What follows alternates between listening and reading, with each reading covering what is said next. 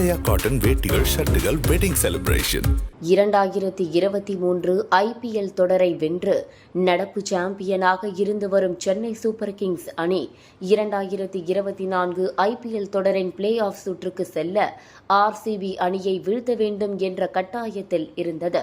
எப்படியும் CSK அணிதான் வெற்றி பெறும்.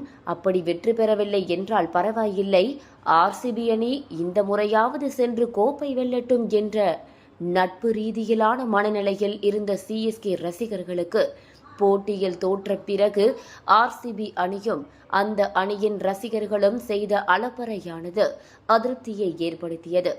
அதற்கும் ஒருபடி மேல் சென்று தோனி RCB வீரர்களுக்கு கை குலுக்கவில்லை.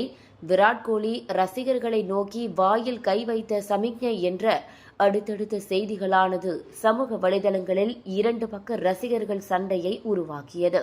RCB அணிக்கு எதிராக தோற்ற பிறகு அடுத்த போட்டியில் RCB அணியின் தோல்வியை நோக்கி CSK ரசிகர்கள் காத்திருந்தனர்.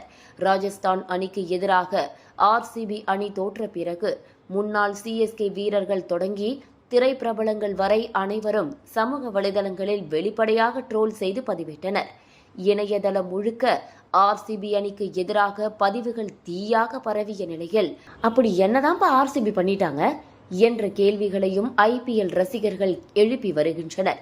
இந்நிலையில் CSK அணியை வீழ்த்திய பிறகு விடியற் காலை 5 மணி வரை RCB அணி பார்ட்டி நடத்தியது தற்போது தெரிய வந்துள்ளது.